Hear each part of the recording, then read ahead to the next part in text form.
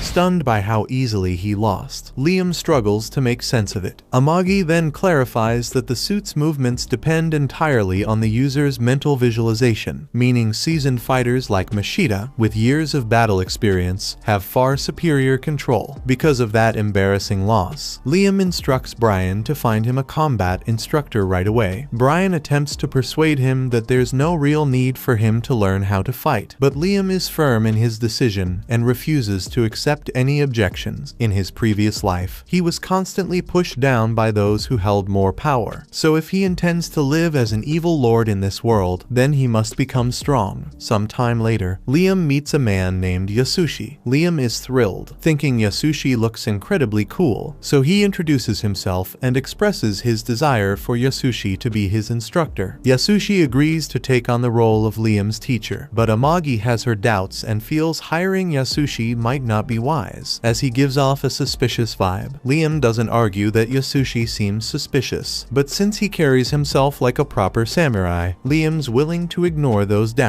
If Liam believes Yasushi would make a competent instructor, Amagi knows she can't oppose his decision, though she insists he should at least confirm Yasushi's abilities first. Taking her advice, Liam requests a quick demonstration. Yasushi readily agrees and guides them to a forest clearing where he's already prepared several wooden posts for training. Before starting, he informs Liam that he's about to showcase his secret technique called the Way of the Flash, and that he won't be performing it ever again. Liam is told to pay close attention. Understanding the importance, Liam asks Amagi to begin recording so he can review it later. Yasushi then gets into position, partially unsheathes his sword, and closes it again. In the very next instant, every pillar surrounding him is sliced clean in half. Liam is genuinely blown away by what he just witnessed, a human moving that quickly shouldn't even be possible, so he asks Amagi to play the recording back in slow motion to see exactly how Yasushi pulled it off. But as they review the footage, no matter how much Amagi slows it down, there's no indication that Yasushi ever actually drew his sword. Liam figures that Yasushi must have been moving so fast the cameras couldn't capture it, which only strengthens his belief that Yasushi is incredible, and he eagerly asks to become his disciple. That same night, Yasushi goes back to the clearing with the pillars, chuckling to himself that Liam actually bought the act. The whole spectacle was just a cheap trick. He'd pre-cut the pillars so they'd collapse on cue. Now, thanks to that little stunt, he's secured himself an easy paycheck from Liam without having to lift another finger. At the same time, the princess is en route to meet with the Go's pirates to negotiate a potential peace agreement. While Go's had been the one to suggest a truce the moment she arrives, he sneers that she was foolish to come alone. Christiana fires back, making it clear she didn't arrive without precautions if Go's makes even a single hostile move. The entire Alliance fleet standing by will reduce his ship to cosmic debris. This was meant to be a show of strength, but Go's isn't intimidated, since he knows the Alliance is actually backing him. Right at that moment, Christiana gets a report saying that pirates have surrounded her home planet, and she's completely baffled by this. There's no way the pirates should have been able to breach her planet's defense line. That's when Go's reveals that the alliance she built isn't exactly flawless, and that some of its members were more than willing to betray her once he made them an offer. At that moment, Christiana's crew alerts her that every ship in the alliance has aimed its cannons at theirs. She's in shock, unable to believe that Go's truly succeeded in turning her own forces against her. But now, with no other option, she's forced to hear out Go's demands. Meanwhile, back on Liam's world, he's been training under Yasushi and is completely worn out. No matter how much effort he puts in, he still can't manage to use the Way of the Flash.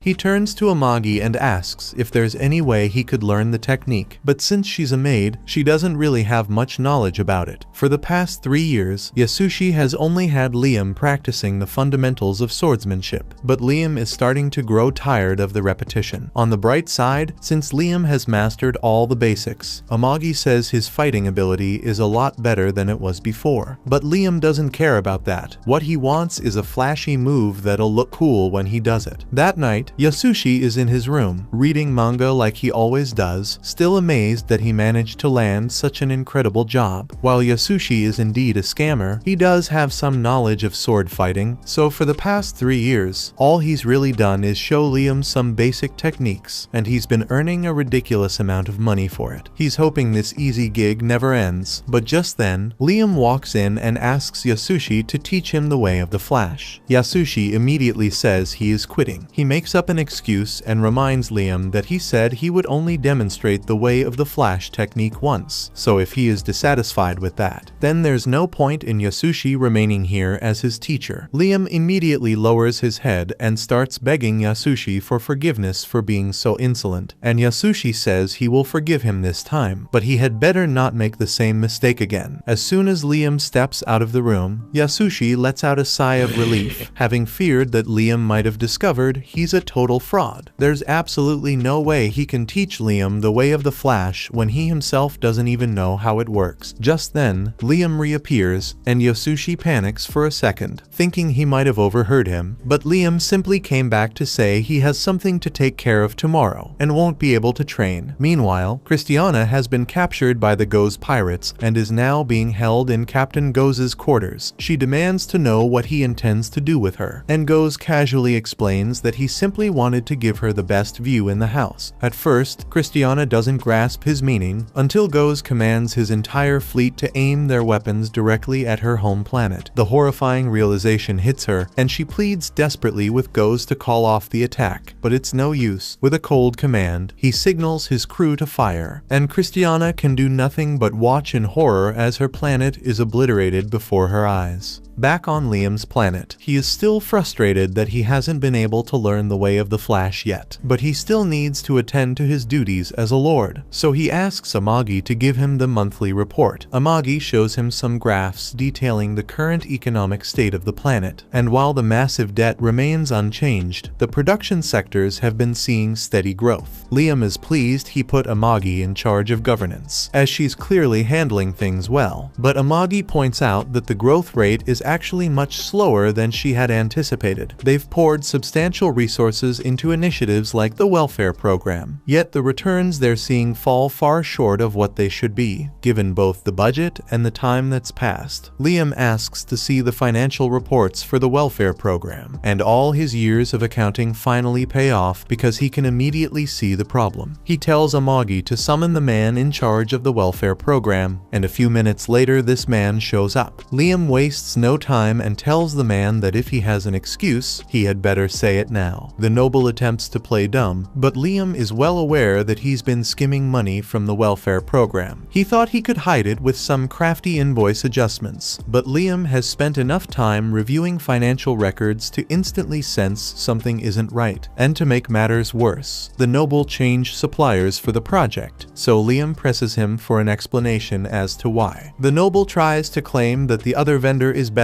but if that were the case, then the welfare program would be doing a lot better than this. It is obvious that the noble is as corrupt as can be, but Liam honestly isn't even that mad. After all, he came to this world because he wanted to become an evil lord, so he needs to learn to take advantage of his position like this too. Just then, Amagi lets Liam know that an embezzlement case had been opened against the noble, and Liam is surprised to hear that the noble was caught yet somehow still kept his position. But the noble explains that the investigation was closed after it was found that the real culprit was actually one of his subordinates. Liam asks Amagi if that is true, and she confirms it, but no real evidence was ever presented to support the claim that the subordinate was to blame, and the noble had the man executed. Amagi knows this pattern all too well, so he accuses the noble of framing his subordinate and having him killed. The noble desperately tries to deny everything, but Liam can tell that every word he's saying is a lie. Without a word, Liam picks up his sword and begins slowly walking toward him. At that moment, the noble realizes that Liam isn't going to fall for any of it, so he switches tactics and starts pleading his case, claiming that all the other nobles are doing the same thing. So, in his mind, it's completely normal to destroy people's lives for his own benefit. Upon hearing those words, Liam unsheathes his sword and prepares to execute the noble, but Amagi quickly intervenes, urging him to stop. The noble then begins shouting, claiming Liam is too young to grasp that this is simply how the world operates. But before he can get another word out, Liam slices off his head. Still burning with rage, Liam commands Amagi to investigate every noble on the planet and execute all who are corrupt right now. But she insists he needs to take a break first. This marks the first time Liam has ever taken a life, and he's so overwhelmed with nerves that he can't even let go of his sword. Amagi gently helps him unclench his hand. Regarding his earlier order, she explains that executing all the corrupt nobles would lead to serious issues, since nearly every noble is corrupt. Killing them all would leave the planet without anyone to handle its administration. As a compromise, she suggests that he prepare a selection of dolls to take over the planet's administrative roles, and since Liam trusts her judgment, he agrees. Some time passes, and Liam returns to the loading bay. Having now mastered the fundamentals of swordplay, he feels ready ready to train again in a battle suit. But just as he's about to step into one, Yasushi appears and warns him that relying on standard automated suits will forever prevent him from becoming a truly exceptional warrior. So Liam turns to Mashita and asks if there might be an alternative suit available. Mashita tells him that there is one, but it's entirely manual and almost no one has ever been able to operate it. The reason Yasushi originally came up with this idea was because Liam was actually turning into a skilled swordsman, and if Liam ever mastered swordsmanship, Yasushi would lose his job as a fraud. While he was rummaging through the storage, looking for things to steal, he happened to find an old mech. That's when he decided to trick Liam into using it, knowing full well that a kid like him would never be able to master it. And sure enough, his plan worked perfectly. Now Liam is completely dedicated to training with the mech. In theory, since the mech operates entirely manually, mastering its proper use could give Liam an advantage over every automatic mech user in the galaxy. So training with it might really boost his strength. But first, he needs to find someone who can repair it. Brian is happy that Liam is so dedicated to his mech training, but he doesn't get why Liam insists on starting with a manual model that's so difficult to handle. And he's even more puzzled by the fact that Liam has spent the last few days relentlessly slashing at that post. Brian asks Liam what he's doing. So Liam explains that he's simply trying to recreate the secret technique Yasushi demonstrated to him. No matter how much time it takes, he's determined to keep practicing until he's mastered it completely. Brian is skeptical that the technique truly exists, but he knows there's no chance he can persuade Liam that Yasushi is deceiving him, so he simply allows him to pursue his desires. That same day, Amagi makes her way to the loading bay to carry out Liam's request. She personally suspects Yasushi is nothing but a fraud, but as Liam is determined to use this mech, she's committed to doing her utmost to facilitate it. However, she lacks the expertise to handle the maintenance herself, so they require a specialist to manage it. The following day, Liam and Amagi head to the port to meet Niaz, and the moment Niaz notices Amagi, she starts acting strangely. Liam figures someone from the Empire would be repulsed by the sight of an android, but surprisingly, Niaz appears genuinely thrilled. She has an unusual fixation on androids, and recognizing that Amagi is an extremely advanced model, she's eager to examine every detail for research. Liam did the very same thing when he first encountered Amagi, but seeing someone else do it is just awkward, so he tells Niaz to cut it out. Later, he takes her to the hangar where the manual mech is stored and asks if she can fix it, but Niaz says it's practically finished. She suggests he'd be better off just buying one of the newer models, but Liam refuses. He's set on using this specific mech.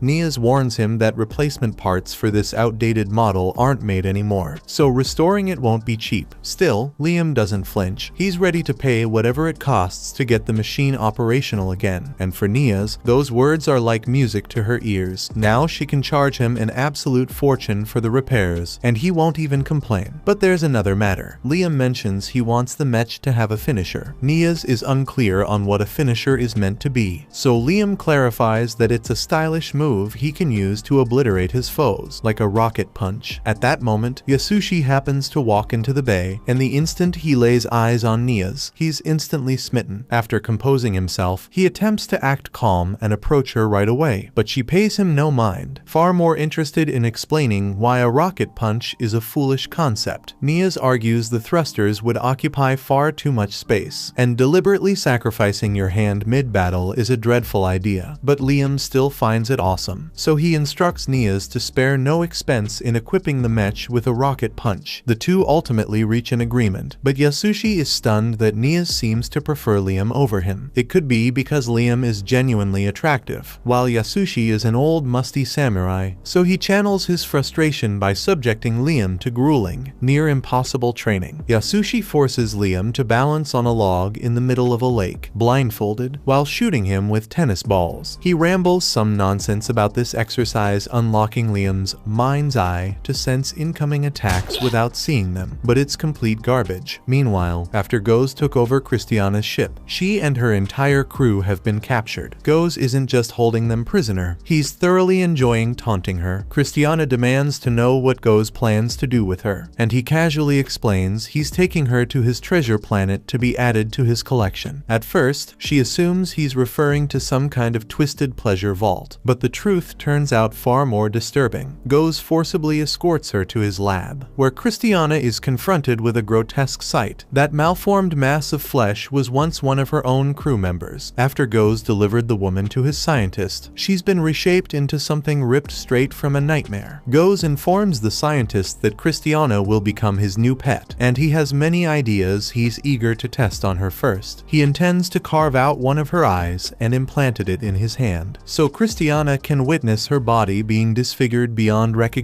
just like his other pets. While Christiana endures the most painful ordeal of her life, things on Liam's planet are proceeding quite smoothly. Under Liam's leadership, the economy has significantly improved, leaving the locals overjoyed. They hadn't anticipated such success, and they're eager to see what Liam will do next to enhance the planet. Unbeknownst to them, Liam has just spent a substantial portion of the planet budget on his mech. Niaz has finally finished restoring it to its former glory, and she's incredibly proud of the results. Because of that, she offers to demonstrate to Liam how the controls function. Inside the mech, the control room was enlarged to ensure greater comfort, and once Liam is securely strapped in, Niaz fires up the engine. As the mech powers on, it instantly scans Liam, registering him as the new pilot, locking out anyone else from using it. Liam is thrilled to finally test it out, but the moment he takes hold of the controls, the mech collapses. Niaz points out that this mech lacks any auto balance functions, meaning Liam must manually steady it with every step. Typically, this would be a difficult challenge, but Liam has been preparing for this, so he regains command of the mech and cautiously brings it back upright. He then gradually starts moving out of the hangar, and Niaz is amazed by how skillfully he handles it, especially since this is his first time operating it. While he's walking, she tells Liam that his imagination is incredibly crucial for this mech's operation. The more vivid the mental image, the sharper the mech's movements will become. Liam tries to focus his imagination to make the mech do something cool, but then his eyes wander over to Niaz's chest, and it all went downhill from there. Liam is now vividly picturing what it would be like to touch Niaz in every possible way, and the mech is acting out those movements right in front of everyone. Nobody realizes that the mech is simply reacting to Liam's imagination, so they're all completely convinced that he's having inappropriate thoughts about Niaz at this very moment. Yasushi is fuming at the idea that Liam just stole his woman right from under him, but Brian, on the other hand, is actually relieved. At least this time, it's a human involved. Meanwhile, Liam is trying to come up with an explanation to stop Niaz from thinking he's a pervert, but the mech already started doing pelvic thrusts, and there's no coming back from that. As revenge, Yasushi ends up hitting Liam with tennis balls out of jealousy again, but after that Liam goes back to his regular training. He's outside practicing the way of the flash technique, but no matter how much he swings his sword, he can't cut the post from a distance. He's beginning to fear that he lacks any skill for swordsmanship like this, but Amagi approaches and reassures him that's not true. She explains that the issue lies with Yasushi's teachings and the excessive trust Liam places in him. However, when Amagi brings up Liam's faith in Yasushi, he interprets it as her saying he doesn't trust his teacher enough, convinced that Yasushi could never deceive him. Liam concludes he must be misunderstanding Yasushi's lessons in some way. Just then, he remembers that magic exists in this world, so even though slicing a post without touching it seems physically impossible, it should be possible with the aid of magic. Liam has just made a major breakthrough in his training, so for the next couple of months, he diligently practices slashing with his magic until one day he calls Yasushi to show him what he has accomplished. Liam informs Yasushi that he has at last perfected the way of the flash, but Yasushi, doubting this is possible, he anticipates another failure. Yet, as Liam draws his sword, he unleashes a large wave of magic, cutting the post in two from that distance. Amazed by the sight, Yasushi struggles to maintain his facade as a master and tells Liam he performed admirably but still has much to learn before truly mastering the technique. Yasushi then leaves, and he is really starting to panic because Liam is a monster when it comes to training. Yasushi has been lying to him about the way of the flash for years, but Liam was still somehow able to make it happen. Some time passes and Liam is informed that one of his resource planets is under attack from pirates. It's the only one that wasn't impounded for the mortgage on the Banfield debt, and the only reason the Empire didn't seize it is because its environment is poor and mining on the planet is difficult, so they didn't think it was worth much. However, Amagi managed to establish several plants on the planet to provide additional revenue for Liam, but those plants are currently under attack attack by pirates, and although the Banfield forces stationed there are resisting, their defeat seems inevitable. When Liam inquires if Amagi has an attack strategy prepared, she proposes that they engage the pirates in combat, approaching from the planet's blind spot to launch a surprise assault. Liam likes the sound of that, so he orders all of his troops to get ready to hold off the pirate forces in orbit, while Liam is going to personally defend the planet. Brian tries to object since it's dangerous for the Lord to go fight pirates in person, but Liam refuses to let anyone steal from him again. Plus, he really wants to show off the new skills he learned. Liam and his fleet quickly reach the planet, prompting Amagi to ready the rail cannon and load Liam's mech inside. As soon as the cannon is fully charged and set for launch, Amagi locks onto Liam and sends him directly toward the planet's surface. Meanwhile, the pirates are busy finishing off the remaining defense forces when one of them is blasted from the sky. The pirates spin around to identify their attacker, and moments later, Liam swoops down, slicing one of them in two. The remaining units attempt to disperse and conceal themselves to surround Liam, but as two try to sneak up from behind, Liam senses their approach and slices them apart in an instant. He couldn't actually see them coming. The countless tennis balls Yasushi launched at him had taught him to anticipate unseen attacks. At that moment, a band of pirates begins shooting lasers at him, prompting Liam to respond by sheathing his sword and summoning a rifle beam. He starts firing at the pirates relentlessly, left and right, so they attempt to overpower him by charging all at once. Yet, in doing so, they align themselves perfectly for Liam's hidden technique. Liam unsheathes his sword, and with a burst of mana, a massive portion of the pirate forces is obliterated. The pirates are stunned that Liam can cut them down from afar, and if he's capable of that, they have no desire to keep fighting. Those still standing immediately turn and flee. Liam feels disappointed. He was hoping to demonstrate more of his swordsmanship, but he has no intention of letting them get away. With that in mind, he gets ready to unleash his secret weapon. Liam shouts rocket punch and aims his arm at the escaping pirates. But rather than a standard rocket punch, he summons a huge missile and launches it toward them. None of the pirates will survive such an attack, but Liam is frustrated because this wasn't what he had in mind when he instructed Nias to install a rocket punch. At that moment, Liam receives a transmission from Amagi, who apologizes for failing to eliminate the entire pirate fleet. Around 60% of the pirates managed to slip away, but Amagi successfully destroyed roughly 30% of their forces, while the remaining ships were captured and repurposed for Liam's army. Wiping out the pirates completely would have been ideal, but Liam is still pleased with the outcome. He expresses his gratitude to Amagi, assuring her that she performed excellently. Watch this next video on screen and subscribe to not miss next part.